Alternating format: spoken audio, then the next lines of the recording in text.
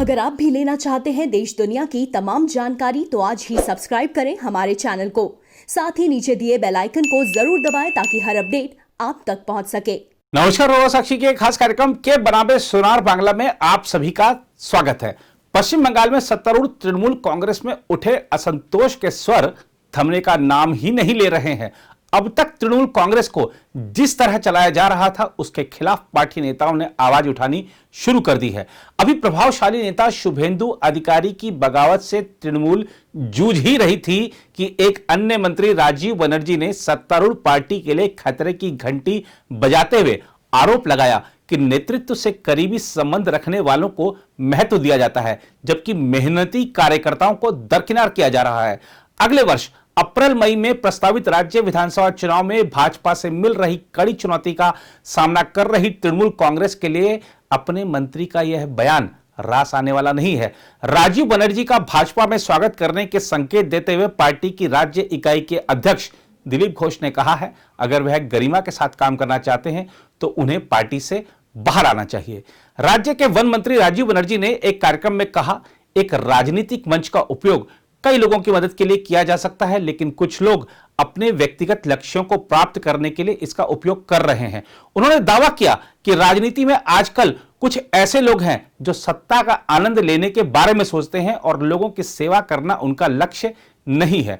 उन्होंने कहा, इससे मुझे दुख होता है कि जो लोग जनता के हित में काम कर रहे हैं और सक्षम तथा मेहनती हैं, उन्हें उचित महत्व नहीं मिल रहा है, जबकि जो लोग वातानुकूलित कक्षों में बैठे हैं और सोचते हैं कि जनता को बेवकूफ बनाया जा सकता है, उन्हें सिर्फ इसलिए महत्व मिल रहा है क्योंकि उनके लिए जो लोग मायने रखते हैं उन्हें वे खुश रखते हैं।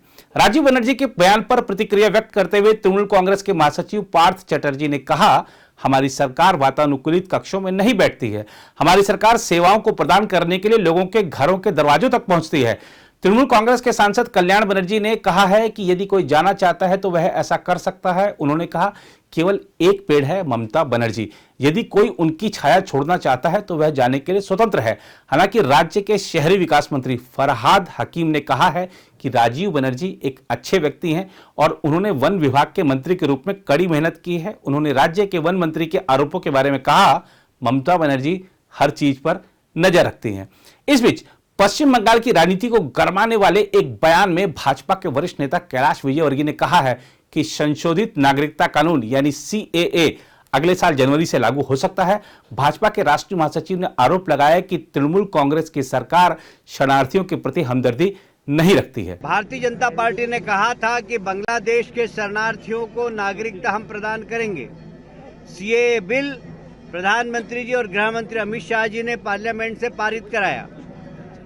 CAA बिल के खिलाफ ममता जी सहित जितने भी राजनीतिक दल के लोग हैं वो सुप्रीम कोर्ट में गए हुए हैं। सुप्रीम कोर्ट में सुनवाई होने के बाद मोस्ट प्रोबेबली जनवरी से सारे लोगों को जो शरणार्थी हैं उनको नागरिकता देने का काम भारतीय जनता पार्टी की सरकार करेगी।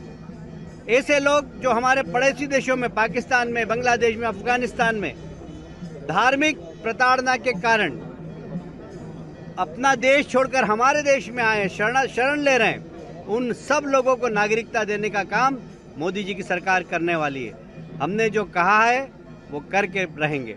उधर पश्चिम बंगाल के राज्यपाल जगदीप धनखड़ ने आरोप लगाया है कि तृणमूल कांग्रेस सरकार कानून के शासन से दूरी बना रही है।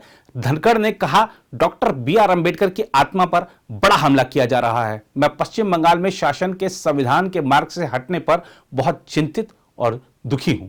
The state is virtually on fire and they seem to be fiddling politically. That is something which can't be countenanced. I have sent them multiple reminders. उन पर कोई असर नहीं होना बहुत बड़ा संकेत है कि मुझे कहने में बहुत जोर आएगा कि पश्चिम बंगाल का शासन संविधान के अनुरूप चल रहा है। बड़ी बाधाएं आ रही हैं। मेरा प्रयास है कि इस प्रकार का निष्कर्ष न निकालना पड़े। दुर्भाग्यपूर्ण स्थिति है कि इन लोगों के कार्यकलाप, लगातार कार्यकलाप इस तरीके के हो रहे हैं कि व्यवस्था की ओर मुझे धकेला जा रहा है। मैं आशा करता हूं आज के दिन पर्टिकुलरली आज के दिन महान आत्मा को श्रद्धांजलि यही होगी कि वो भारत के संविधान की भावना समझें, लेटर स्पिरिट को समझें और सही रास्ते पर अतिशीघ्र आए। मैं उम्मीद करता हूं they will give it topmost priority and not force my hands beyond the limit. उधर पश्चिम बंगाल विधानसभा चुनाव में शारदा घोटाले का मुद्दा जोर शोर से गरमाने के आसार हैं, क्योंकि कथित रूप से सत्तारूढ़ पार्टी के कई नेता आरोपों से घिरे रहे हैं। इस बीच शारदा पूंजी घोटाले के मुख्य आरोपी सुदीप्त सेन ने प्रधानमंत्री नरेंद्र मोदी और राज्य की मुख्यमंत्री ममता बनर्जी को पत्र लिखकर आरोप लगाया है कि प्रतिष्ठित राजनीतिक नेताओं समेत कई प्रभावशाली लोगों ने उससे पैसे लिए। इस पत्र में सेन ने सीबीआई और राज्य पुलिस से आग्रह किया है कि वे उन सभी के खिलाफ कार्रवाई करें जिसने उससे पैसे लिए हैं। 1 दिसंबर को लिखे पत्र में सेन ने कहा, इस सूची में सीपीएम, बीजेपी, कांग्रेस और तृणमूल कांग्रेस के कुछ राजनीतिक नेता शामिल हैं। मैं सीबीआई और राज्य पुलिस से उनके खिलाफ कार्रवाई करने का अनुरोध करता हूं।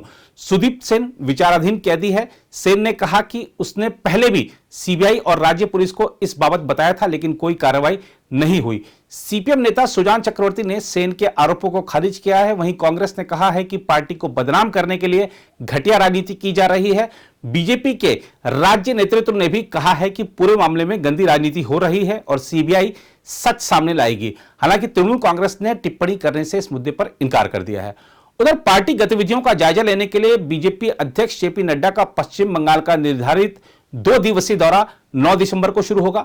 भाजपा की राज्य इकाई के एक नेता ने कहा कि आने वाले विधानसभा चुनाव के मद्देनजर नड्डा 9 और 10 दिसंबर को कोलकाता और दक्षिण 24 परगना जिलों में पार्टी की योजनाओं और तैयारियों का जायजा लेंगे। बीजेपी के राष्ट्रीय महासचिव और पार्टी के पश्चिम बंगाल के प्रभारी कैलाश विजयवर्गीय ने कहा है, नड्डा 9 दिसंबर को पश्चिम बंगाल पहुंचेंगे और पार्टी नेताओं के साथ बैठक करेंगे। उन्होंने कहा 10 दिसंबर को उनका बछवारों से मिलने के लिए दक्षिण 24 परगना जिले के डायमंड हार्बर का दौरा करने का कार्यक्रम है।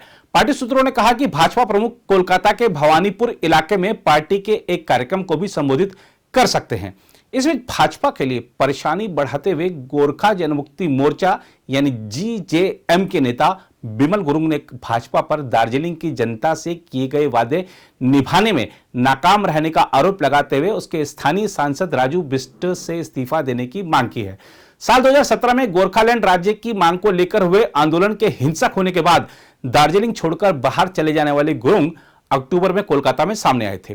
इसके बाद उन्होंने भाजपा से दशकों पुराना नाता तोड़कर अगले साल अप्रैल मई में होने वाले पश्चिम बंगाल विधानसभा चुनाव में ममता बनर्जी के नेतृत्व वाली टीएमसी को समर्थन देने की बात कही थी।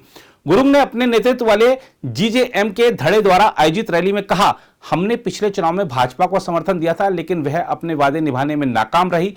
उन्होंने भाजपा पर गोरखालैंड की मांग को लेकर कभी भी रुख स्पष्ट नहीं करने का आरोप लगाते हुए दार्जिलिंग से उसके सांसद राजू बिष्ट से इस्तीफा देने की मांग की। गुरुंग रविवार दोपहर को लगभग 3.5 साल बाद दार्जिलिंग के पास पहुंचे और इंदिरा गांधी मैदान में जनसभा को संबोधित किया। इस जनसभा का आयोजन गुरुंग और पार्टी के उन कार्यकर्ताओं के स्वागत के लिए किया गया था जो 2017 के गोरखालैंड आंदोलन के बाद छिप गए थे।